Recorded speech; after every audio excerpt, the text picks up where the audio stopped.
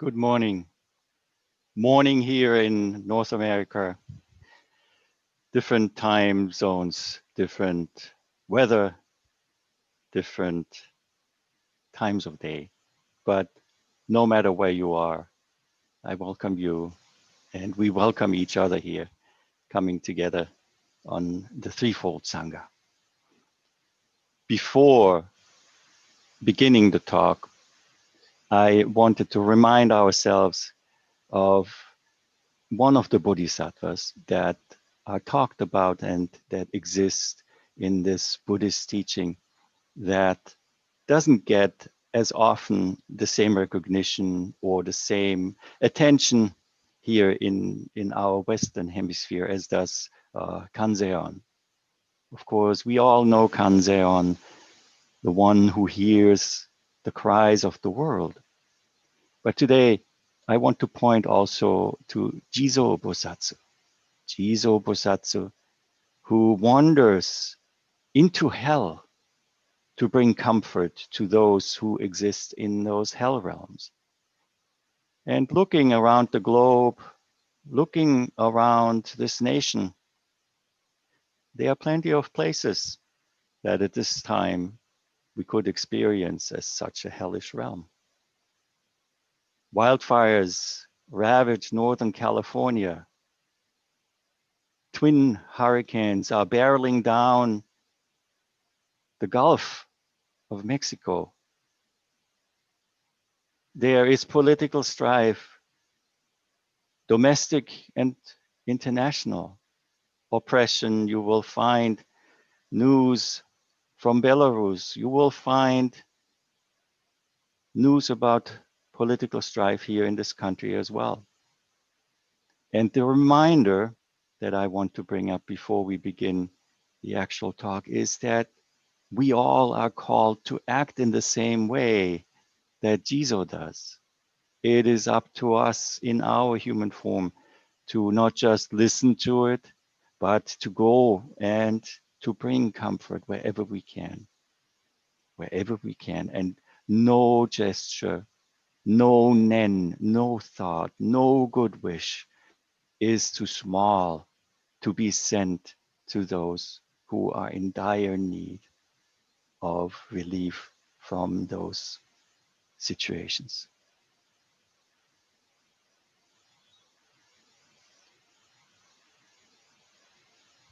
So today,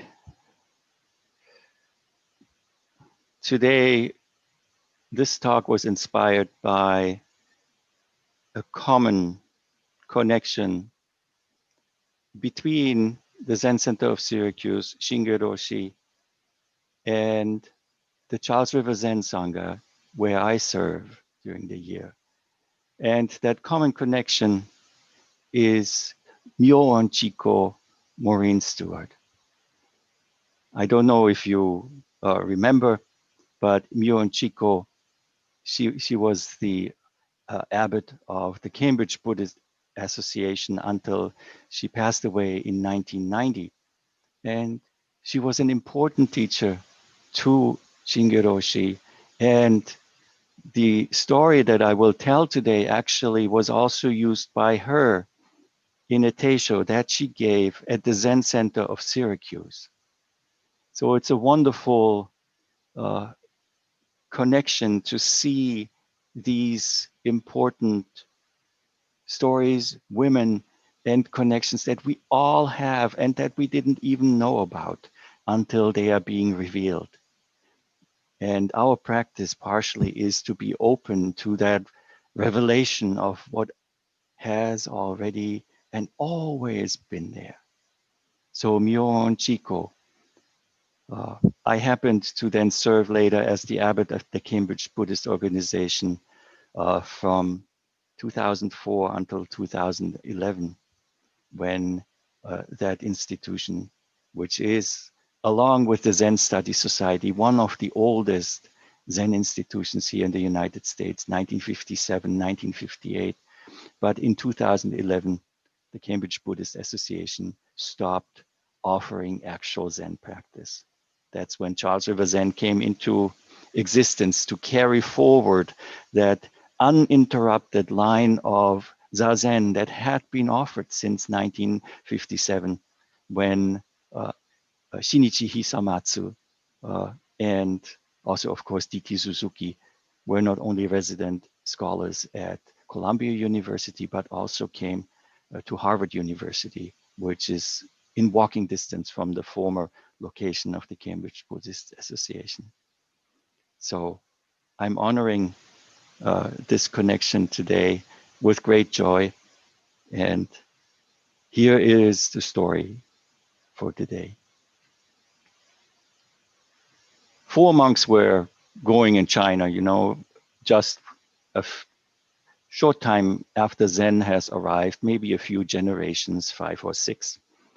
And it was common that once you thought that the place you had studied at has exhausted providing you with new ways of exploring yourself, or if you were deluded to think that you actually had achieved something, you went out to find other people to measure up to, or other teachers to refine your studies with. And so 4 monks were doing that, and they were from northern China. And while they were walking on their pilgrimage to southern China, in the country, they came by a little hut where there was this old man in his samurai, just finishing his work in his rice paddy. A little, very, very poor looking hut next to that vegetable garden and the rice paddy. And so they stopped. Oh, let's stop here and let's ask if he can give us something to eat. That person's name was Jizo, not necessarily Jizo Bodhisattva, or maybe, we will see. But Jizo invited them. He had just harvested a few nice eggplants.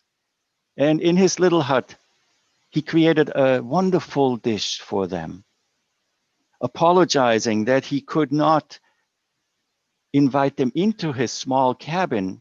He prepared the meal for them outside, where they were served a wonderful vegetable dish, got some hot tea near a fire, looking over the beautiful landscape. And after they finished, while he again apologized for not having better food for them, for not being able to serve them better, they rested a little bit. And just before they decided to get up and leave and march on, Jesus said, "Well, gentlemen, you look to me like you are followers of the way. You look to me like you are Zen monks. I'd like to ask you a question. See the tree and the rock and the field and the hut and yourself. Do you consider them separate or do you consider them together?" One of those monks, by the name of Shuzan, said right away, "Of course they are separate. Of course they are separate. There's a tree, there's a rock, and there's the field, the hut, and here are we. Everybody knows that." At this moment, Jizo quietly raised up his hand with 2 fingers and said, "Well, I have read a little bit about Buddhism, and what I understand, no matter how small that is that it is the Buddha's teaching that nothing is separate from each other." Shuzan again, a little embarrassed. "Oh, of course, you're right. You're quite right. That the Buddha teaches that there is no difference between self and others. So that tree and that rock and the field and the hut and us, we are all one." Shuzan quietly again raised his hand Oh, so you say we are all separate. That's one part of your mind says we are all separate. But then the other part of your mind says we are all together. So what can you say about that? Shuzan, getting annoyed, turning to his other fellow travelers, says, oh, let's get out of here. Let's not waste our time with this old man. And they left. We probably all had encounters that followed us, even if we at the time of the encounter did not realize that we had taken something with us from that encounter. And so that happened to Shuzan as well. While they were continuing to the south, somehow this interaction with this old farmer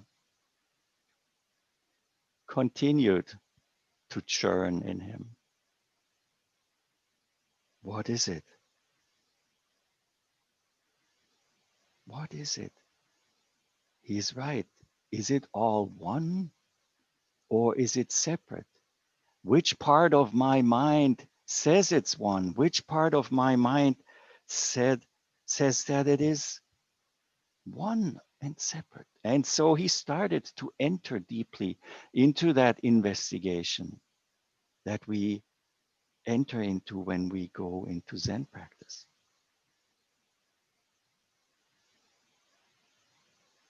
After some time, Shuzan decided, okay, I should probably go back, having had some insight and having been exposed to what happened in southern China at the time. Let's remember, this is the time when Buddhism had been there for a couple of 100 years, but Zen was pretty fresh. And things were different in the Zen school than in the other schools. For once, one example for that is before Hyakujo Eikai, one of our ancestral teachers, most of the Buddhist schools just followed the Vinaya very strictly. We know where that led, how it was sometimes not appropriate to follow the rules of subcontinental India in the Chinese context where it got cold in the winter. So, but there was a lot of discussion at that time, a lot of scripture reading, a lot of scholarly intellectual discussion about Buddhism. And that's what Shuzan experienced. This little worm that was in him from that encounter told him, go back, go back, go back to that encounter. And he went.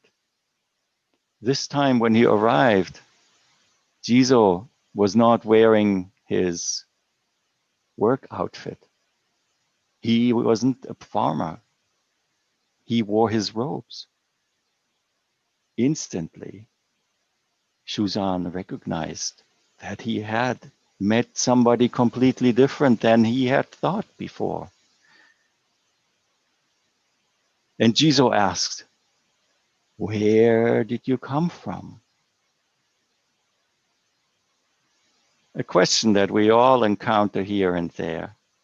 And still not ready to answer from his heart, like many from us would maybe answer is, Shuzan said, well, I came from the south. Jizo continued, so how is the Buddha Dharma in the south?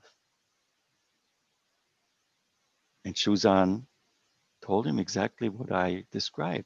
Oh, there are wonderful intellectual discussions. There are Dharma battles between scholars of scriptures and so on. And there are wonderful large assemblies that honor the Buddha and the Buddha's teaching. And Jesus says, oh, that's interesting. That's not what we do here. Shuzan asked. So what is it that you do here? Oh, says Jizo. We cut down trees and we cultivate the field. And this is where the story ends. It's a wonderful treasure trove of all different kinds of topics that we can attend to. First of all, where does our practice play out? Aren't we all like those 4 monks on a pilgrimage? That pilgrimage into which we entered through the womb of our mother. The pilgrimage that brought us through circumstances that were not of our choosing. Already touching the Buddha's teaching that everything arises conditionally. And according to the conditions, we found our Angya, our pilgrimage, brought us to this very moment. Where does our practice play out? Do we have to go to southern China? Because we heard there is a great teacher there. Do we need to go and find an illustrious, well-recognized person to teach us? Do we need a great assembly? All of it might be helpful, absolutely. That's why the deep gratitude I have goes to Shinge Roshi, to Joshu Roshi, to MyoOn, Chico, Maurine, Stuart, to Edo Roshi, to all the ancestral teachers. But we have always to be aware that this Anya, this pilgrimage, is our pilgrimage, and it is our legs that move us forward on it. Nobody can pull us. So when these 4 characters appear in front of the hut, without hesitation, Jizo opens up his hospitality. He's going all out. The vegetables that he just had taken from the garden, probably he had some plans. Oh, this here, I'll do this and that. This part of the eggplant, I will pickle. And suddenly these 4 characters show up, and all of those plans,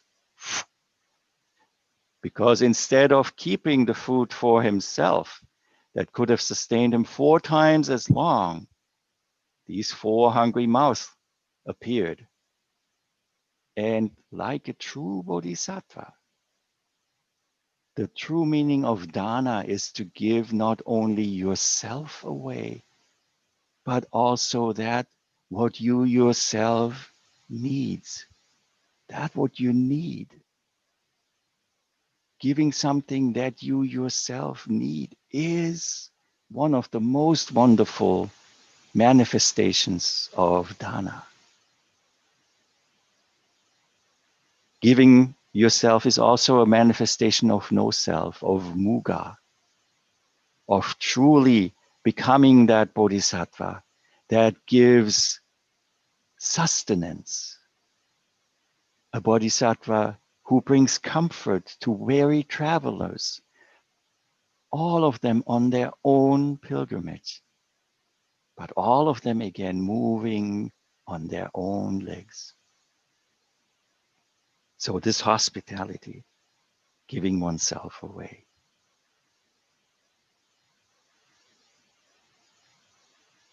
And in this interaction between Shuzan and Jizo, it's clear that Shuzan really did not have his Dharma eye open, his heart open. He was happy to receive the food. And okay, let's answer some questions of this old guy before we leave. But he didn't open himself to it, to recognize. And it's not necessarily that that Shuzan should have recognized Jizo as a teacher, but he hasn't reached his point in his Angya, in his pilgrimage, that he could allow everything to be his teacher. Whatever it may be, everything has a teaching that it carries in it. As soon as we have the same openness that Jizo had with his hospitality, the hospitality that we give out in this sense is the hospitality to that what we meet and that we teach, that we accept it as a teaching and as a teacher. So Shuzan did not do this. It could also be that sometimes we think, oh my God, this is such a terrible time now where we are here. My teacher is sitting on the other side of the screen, and I get to see her once every other week for 7 minutes or something like that. Oh, poor me, poor me. Ah, my teacher, I have no teacher. There's no teacher here in residence, and so on and so on. Well, if we are in that place, let's not forget that we have legs to move us forward on the pilgrimage, not relying on circumstances.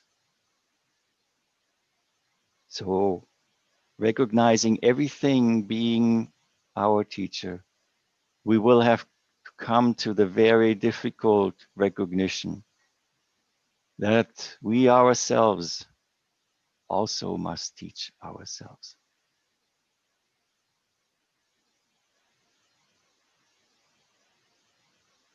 On that Angya, on that pilgrimage, we might have such an encounter and we might remember, or it might bug us. What happened there? What happened there? It was incomplete. It was an incomplete relationship. It was an incomplete reaction. Even if you think about chemicals, if they're, or a fire, if a fire burns with low oxygen, there's a lot of smoke and you start coughing and a lot of residue is left behind. Same here. This was an incomplete interaction, incomplete relationship. And it had to be followed up. And that following up is the practice we do. And it also means to actualize it in our own lives, wherever we are. And how we do it is really important. Sometime in the future, I will speak about kyogai, which is a term that is used in the Zen monastery, but also in the arts in Japan, that speaks to the ability of a person to authentically be, to authentically fill the action and their presence in a way that is beyond boundaries. So this is also what we sometimes call actualization in action. So one of the things that this story also reminds me about is, while here we sit, not only is our teacher on the other side of this digital screen, but also so are all the other participants in this threefold Sangha. Zazen in front of a screen. Now let me ask you, are we together or are we one?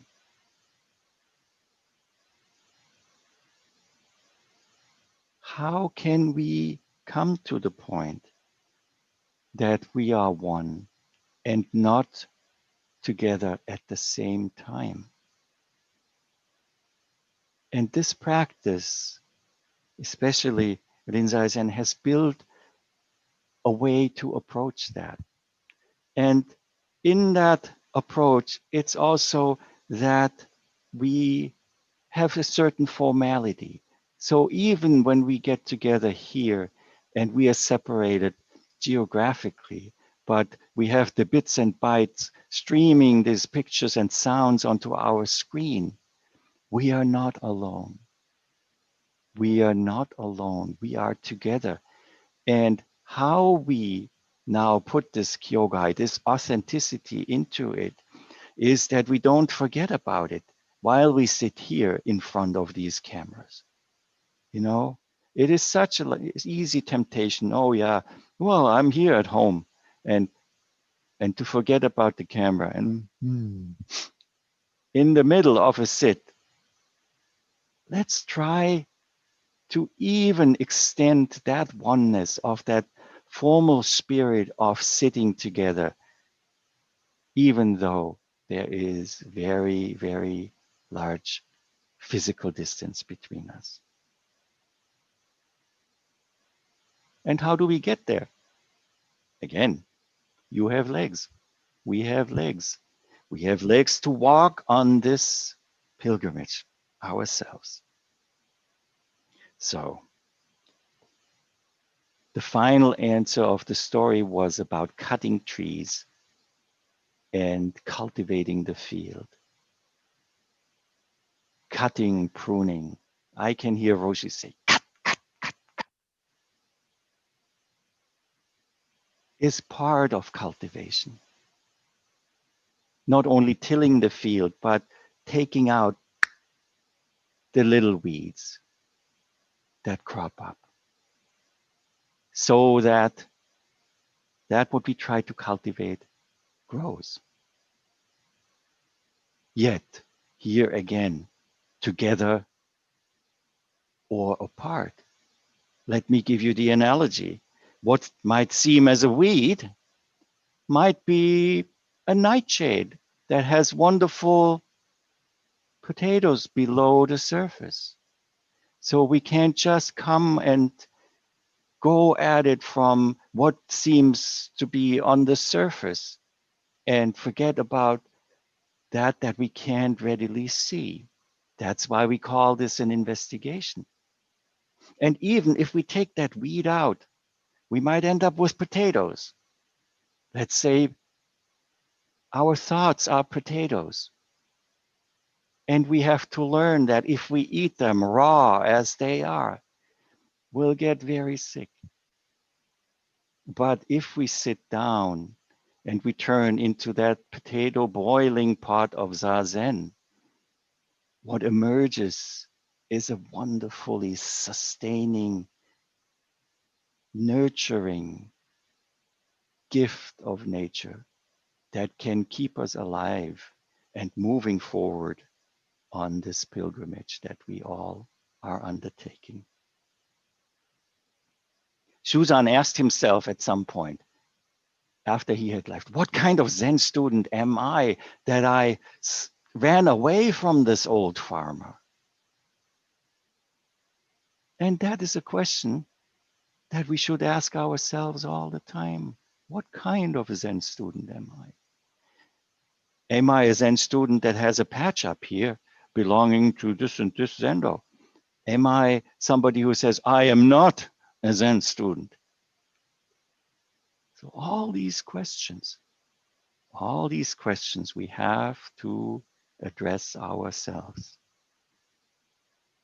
Now, one of the final things, one wonderful lesson that my first Zen teacher, Genro Seon Osho, taught was we have to develop that hospitality. And how he expressed it, he said, we have to cultivate our inner smile. An inner smile, an openness that has a smile. You know, a smile has a little lift in it, yeah? Even physically, instead of being together like this, we lift up, we open up. And that inner smile is even more important in this year, 2020, when we put up our masks. People can't see that smile. So this inner smile needs to be a smile that has to turn into a full body smile that it's not us who is smiling, but we are the universe that is smiling at who and what we encounter. And as that, we might as well be called Jizo Bodhisattva. Thank you all for your smiles.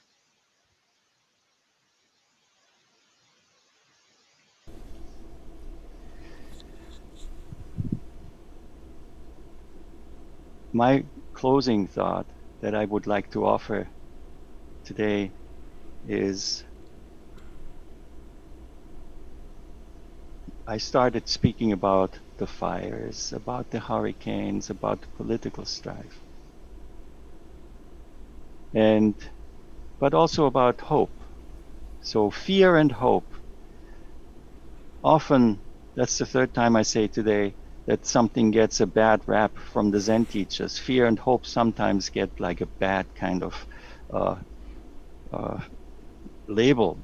But let me say it this way to express it in that movement of our Angya, of our pilgrimage. Fear and hope are wonderful helpers as long as they are true emotions. Emotion has the word motion in it. That means if fear and hope bring us forward in moving our legs, our locomotion on this Anya, then they are truly authentic and they are as welcome as anything else that we encounter on this path. Just let's not get stuck.